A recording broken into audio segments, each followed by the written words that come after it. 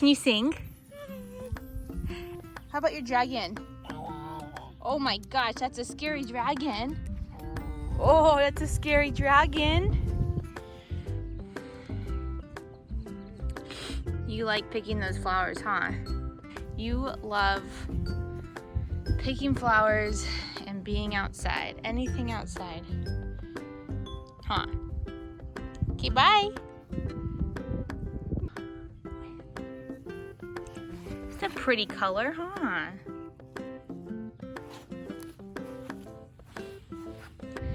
And you're gonna tear it to pieces. Can I see? Can you show Mama? Whoa.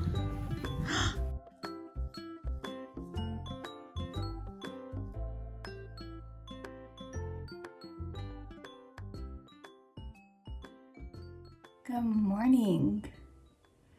Today is February 16th.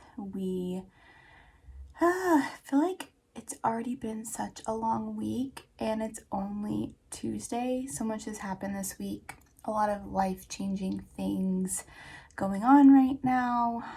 We did celebrate Valentine's Day a little bit over the weekend. So that was nice. I had my 20-week appointment about 2 weeks ago, I think. And just like last time, everything looked pretty good, but one kidney was slightly larger than the other.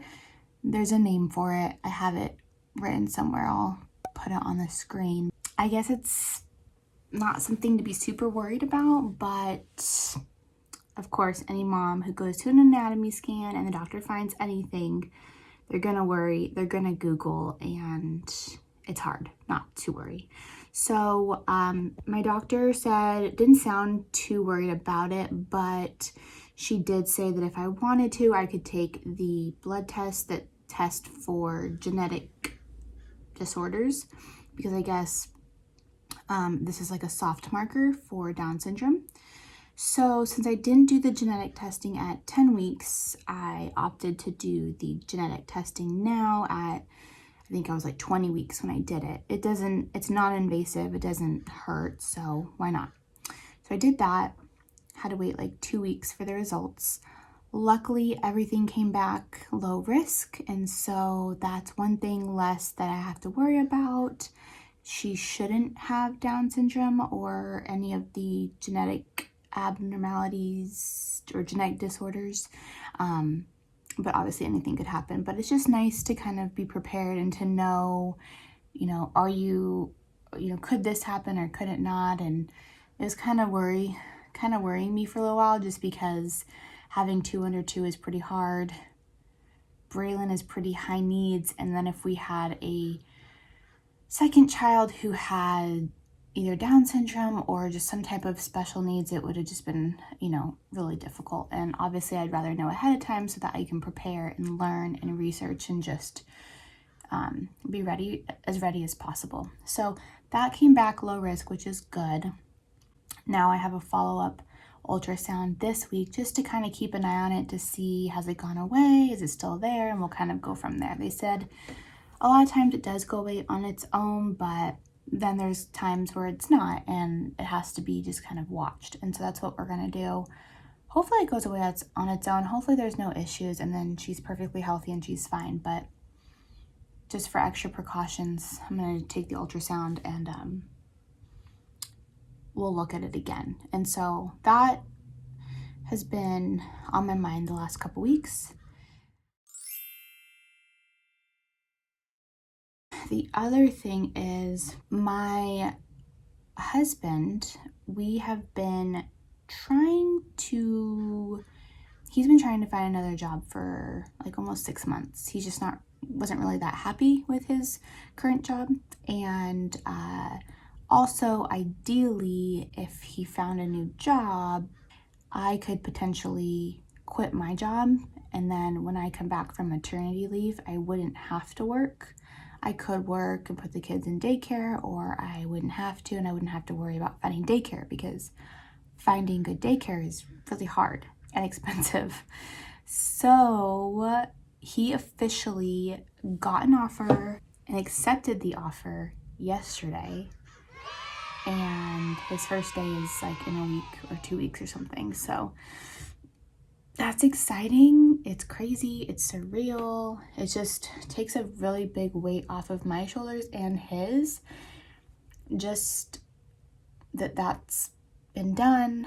And when I come back from maternity leave, I can stay home with the 2 kids, which if you're a stay-at-home mom with even just 1 kid, you know how hard it is. It is not easy. It is not what everyone thinks. But I remember because I stayed home with Braylon for the first 3 months, and then I'm still home with her now, but I work from home. So for me, it's just staying home with them without having to worry about the extra thing of having to work too. And that takes a huge weight off of my shoulders. Now I can just focus on just watching them, just taking care of the house, just, one thing. Instead of having to do all of that, plus work, plus take care of myself and like everything. And so that's what's going to happen when I get done. But that brings me to my point of all of this.